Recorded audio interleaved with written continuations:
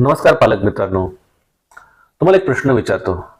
तुमच्या मुलांची मान आणि पाठ झुकलेली असते का? त्यांचे खांदे झुकलेले असतात का? त्यांची पचनशक्ती कमी आहे का? मुलांना सारखं सारखं सर्दी, खोकला, ताप असं वारंवार इन्फेक्शन होत आहे का? मुलांना श्वास घ्यायला त्रास होतोय, थोडं चाललं खेळलं तर दम लागतोय, असे काही प्रॉब्लेम आहे का? जर ह्या प्रश्नाचं उत्तर हो असेल तर आजचा व्हिडिओ तुमच्यासाठी आहे.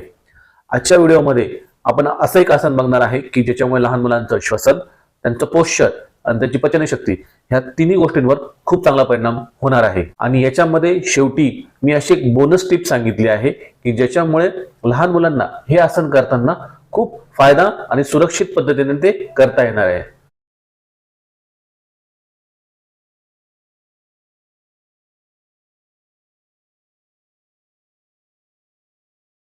नमस्कार, मी डॉक्टर रवी, तुमच्या लहान मुलांचा हॉलिस्टिक वेलनेस कोच. आज आपण समजून घेणार आहोत भुजंगासन, त्याचे फायदे, त्याचं महत्व आणि त्याचबरोबर हे कसं करायचं याच्या स्टेप बाय स्टेप पद्धती, कृती आणि त्याच्यावर एक बोनस टिप. चला सुरू करूया. तर सुरुवातीला आपण बघूया की भुजंगासनाचे फायदे काय आहेत. आजकाल लहान मुलांना सारखा सर्दी खोकला होतो, त्याच्यामुळे ताप येतो, काहींना खेळलं, उड्या मारल्या, मस्ती केली तर लगेच दम लागायला लागतो. याचं कारण आहे की त्यांचे लहान मुलांचे जे फुफ्फुस आहेत ते कॉम्प्रोमाइज झालेले असते, ते आत दबलेले असतात. पण ज्यावेळेस आपण भुजंगासनाचा रोज सराव करतो त्यावेळेस भुजंगासनामधल्या ज्या वरती येण्याच्या कृतीमुळे लहान मुलांचे लंग्स हे ओपन होतात. लंग्स ओपन झाल्यामुळे मुलांची जी फुफ्फुसांची क्षमता आहे, जी श्वसन संस्थेची क्षमता आहे, ही चांगल्या पद्धतीने वाढते. त्याच्यामुळे हे सारखं होणारं सर्दी, खोकला, ॲलर्जी, दम्याचा त्रास हे त्रास कमी होतात.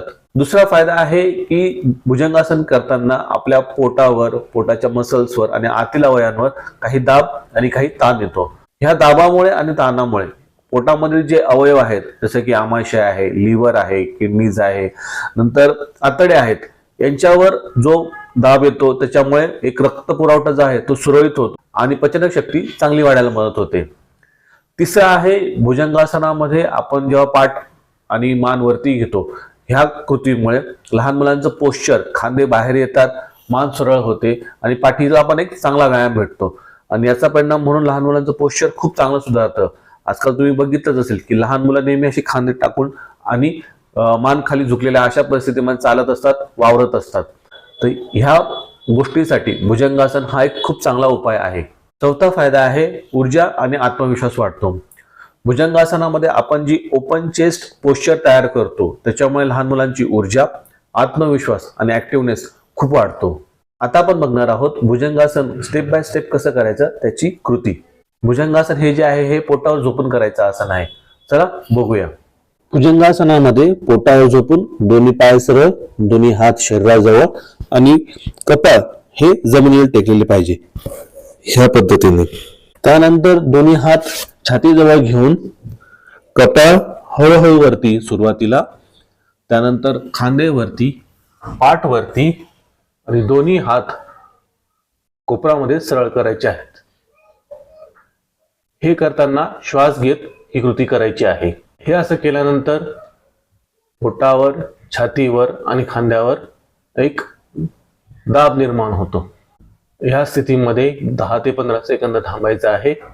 भुजंगासन सोडताना हळूहळू श्वास सोडत खाली यायचं आहे. सुरुवातीला पोट, नंतर छाती, नंतर कपाळ जमिनीवर, त्यानंतर दोन्ही हात शेताच्या बाजूला. पुन्हा एकदा करून बघूया. दोन्ही हात खांद्याच्या रेषेत छातीच्या जवळ, श्वास घेत डोकं वरती, नंतर छातीवरती, पाठवरती, खांदे मागे घेतलेले, दोन्ही पाय सरळ एकमेकांना टेकलेले असतील, जुळलेले असतील. श्वास सोडताना हळू सुरुवातीला पोट, नंतर छाती, नंतर कपाळ जमिनीला, दोन्ही हात शरीराजवळ. तर हे होतं भुजंगासन. तर पालक मित्रांनो, भुजंगासन करताना ज्यावेळेस आपण मान, खांदे, पाठ आणि पोट वरती घेतो त्यावेळेस बऱ्यापैकी आपल्या छातीवर, पाठीवर आणि पोटावर ताण येतो. सुरुवातीच्या काही काळामध्ये हे करताना त्रास होतो. त्यासाठी आपण एक छोटी बोनस टिप बघू.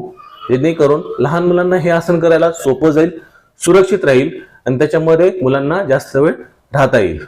चला बघूया. यासाठी दोन्ही हात खांद्याच्या बाजूला ठेवण्याच्या ऐवजी थोडेसे पुढे डोक्याजवळ ठेवायचे. त्याच्यानंतर डोक्यावरती, खांद्यावरती आणि पोट जितकं जमेल तितकं वरती. अशा स्थितीमध्ये दोन्ही कोपर जरी फोल्ड असले, दुमडलेले असले तरी चालतील. याने काय होतं, छातीवर, पाठीवर जो ताण येतोय तो सुखावह होतो आणि सुरक्षितरित्या मुलांना आसन करता येतं.